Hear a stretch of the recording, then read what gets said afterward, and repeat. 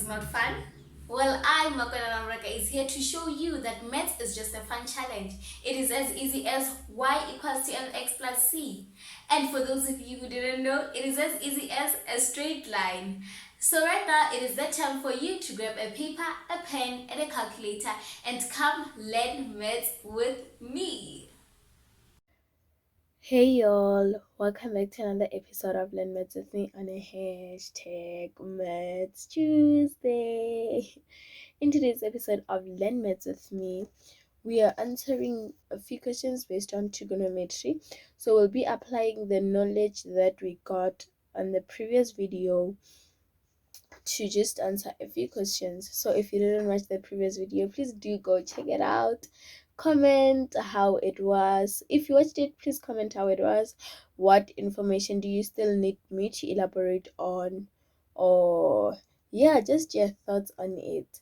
So yeah, let's get straight into answering this few questions. So they're not hard. I just want to test the basic knowledge of trigonometry, right? So this first question, so you can basically pause the video, answer them by yourself, and then watch us as we do corrections, right? So that you can test if you really understood in the previous video. So now let's start. We're going to start this side. The first question say which quadrant the angle is in, right? So you're going to basically decide which quadrant does this angle lie in, right? So if you check, we have the first angle 223, right? So in the first, it's obvious that it's going to pass the first quadrant because the first quadrant is 90. Remember that the positive angles move anti-clockwise, right? And then negative angles move what? Clockwise, right? So let's decide for this 223. Let's find out which quadrant it lies into, right? So we can see that it's not between 0 and 90. It's not between 90 and 180. But what is it between? It is between 180 and 270, meaning that angle 223 is in the third quadrant. So this is the first, this is the second. Okay, let me just write second. This is the third, and this is the fourth quadrant, right? So let's decide. So we have found out that 223 lies in the third quadrant. Why? Because it is between 180 and 270, and angles between 180 and 270, they lie in the third quadrant, right? So we're just going to write that this is in the third quadrant. And then we move on to the second question, right? Negative 130. Remember that positive angles move anti-clockwise. So if an angle is negative, it means that they were moving what? Anti-clockwise, right? So we're just going to check, okay, so when we move anti-clockwise, we still interpret the numbers the same way. So in this quadrant, we'll basically have 0, and then we'll have negative 90, negative 180, and then negative 270, and then 360, negative 360, 360, right? So when we check here, they were moving anti-clockwise. What tells us that they were moving anti-clockwise? It's this negative sign in front of the angle, right? So you're going to check, okay, negative 130, angle 130 passes negative 90. But what is it between? It is between negative 90 and negative 180, right? So meaning that this also lies in the third quadrant.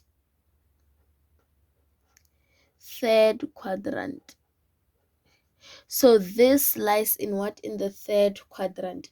So if you want to change this negative angle into a positive angle, you want to move clockwise in this way, and to just let it bring you to the same point, right? You move anti-clockwise because you understand only positive angles, right? So what you have to do is basically add 360 on the angle negative 130. So basically you'll say negative 130 plus 360 degrees. So you're adding 360 degrees. Why? Because it is a full revolution. So it will basically lead you to where you were. So if, for example, your arm is here in the third quadrant, when you rotate from that arm 360, you will come back to the very same arm, but with a positive angle. I hope you understood that. So we're going to do a full rotation to turn our angle into positive. So we will get angle 230, right?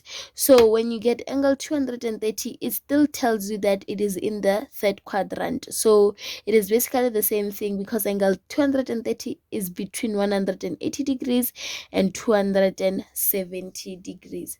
I hope that was clear. So let's move on to the next one, negative 400. So it is possible for you to be given angles that are greater than 360, but that is not a big deal. So which is why in the next videos we'll be learning about reduction formulae, which is how you have to express this large angles into an acute angle, right? It is not a hard topic. So but yeah, let's continue answering the questions. Negative 400, you're going to say, okay, we're moving in the negative direction. This angle is a negative one, so it means that we are moving what? Clockwise. Because when we are moving clockwise, it is then we can get what? Negative angles. So let's start. So we're on 90, 180, 270, and then we're back again at negative 360. But we are not yet at 400, meaning that we have to move again, right? Negative 360. But how much are we adding? How much are we adding? Negative 360 plus 40 degrees. This 40 degrees, it will also land in the fourth quadrant. Why? Because of this, the length of the fourth quadrant, it is 90. The difference between 0 and negative 90 is 90, right? So it means that when we are adding here 40, the remainder to reach negative 400, we won't pass to the third quadrant. Can you see that? So it means that our negative 400 lies in the fourth quadrant. Oh my gosh. Okay, fourth quadrant. Fourth, I don't know why I wrote this R, but it's fine.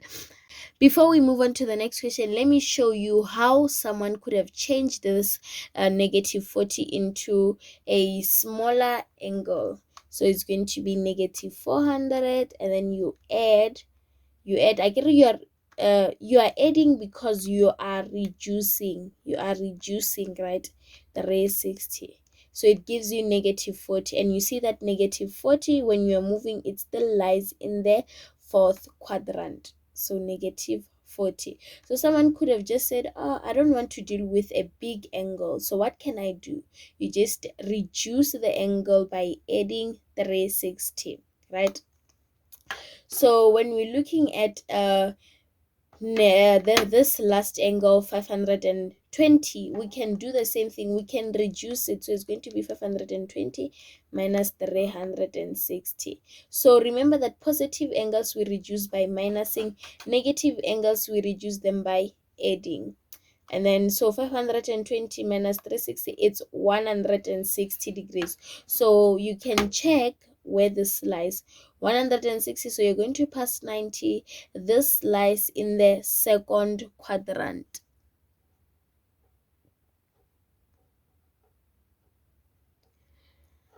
I hope you understand thus far. If there is any question, please don't forget to leave it down below. So now let's move on to the next question. It says work out the sign of the ratio. So basically, will cos 115 be negative or positive? So we're going to answer this question based on the knowledge that we have learned in the previous video about the quadrants, about the cast the cast diagram we've learned about, right? So remember, cast, or all students take chances, cast. So you're going to say, okay, cos 115, where is this angle? So if you check, this angle is in the second quadrant. And what does our cast diagram tell us? It tells us that in the second quadrant, the cos of an angle is negative. So cos 115 will be negative. Negative, right? So it will be negative because the cos of an angle in the second quadrant is negative. So now let's move on to the second one. I really hope that was clear and well understood. Let's move on to the second one. If you check, we have a negative angle, right? This angle, it means that it is moving clockwise. When it's moving clockwise, it won't pass this line of 270 and negative 90. Why? Because it didn't complete the full range of this quadrant. So the negative 40 will just lie in here, right? So this is cos of negative 40. So from the knowledge of the cos diagram, we know that in the fourth quadrant, cos is positive. So it means that cos negative 40 will be positive.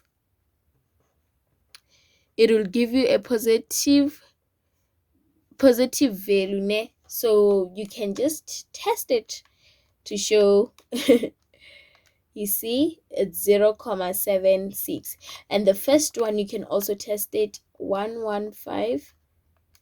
It's going to give you negative because of the knowledge that says in the second quadrant, the cos of an angle is negative. In the fourth quadrant, the cos of an angle is positive. So now let's check the last one, which is number 3, sine negative 30. So this negative 30 will also lie in the fourth quadrant, but this one has a twist. Sine of an angle in the fourth quadrant is what? Is negative, meaning that the value will be negative.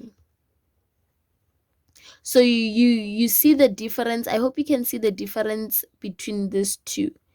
They both lie in the fourth quadrant, but there is a twist. In the fourth quadrant, only cos of an angle is positive, and then sine and tan of an angle are negative. I hope that is clear and well understood.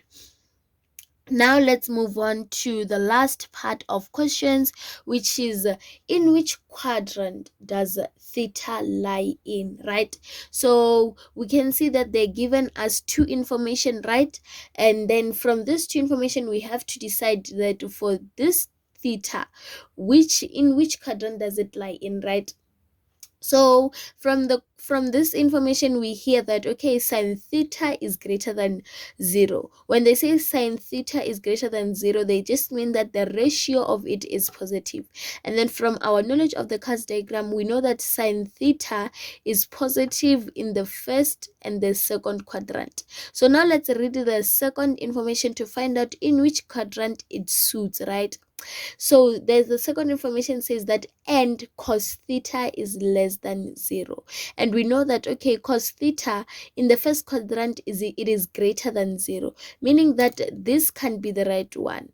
The first quadrant cannot be the right one, meaning that the right quadrant, it is the second one, as only sine of theta is positive in that quadrant. Sine theta is positive and cos theta is negative, right? So this will lie in the second quadrant. So next information says cos theta is greater than 0, right? And tan theta is greater than 0.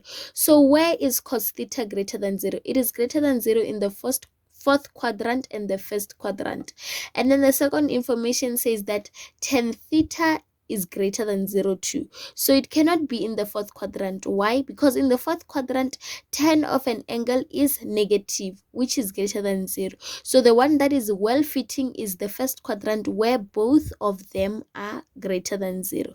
So here we're just learning how to interpret the questions, because when you're given statements to answer or solve for angles, you will be given a piece of information that will guide you in which quadrant that angle lies into. So here we're just learning how to interpret it before we face the complicated questions, right?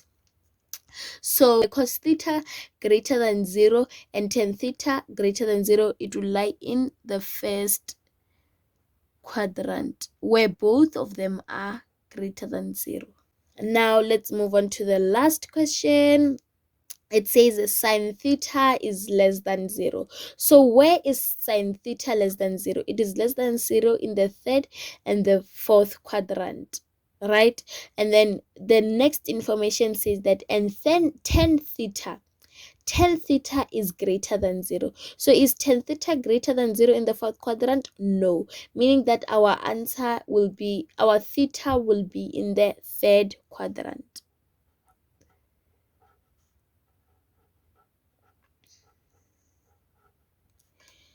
So yeah, that is basically it for today's video, today's questions. I really hope that they were quite helpful and that you were able to understand how we interpret those questions. Stay tuned for more videos on trigonometry. If there is a specific topic that you want me to cover, please do leave it in the comment section. Remember that this year I'm not doing mathematics for grade 11 only. I'm also doing for lower grades. So if you are in either grade 9, 8, yeah, please do leave the topic that you're struggling with. And if I do understand it, sure, I'll be sure to make a video on it. Until the next time, you guys, bye. If you enjoyed this video, please give it a thumbs up and tell me in the comment sections which topic you'd like me to cover. And remember, I do not promise to know everything, but I do promise to share and help where I can.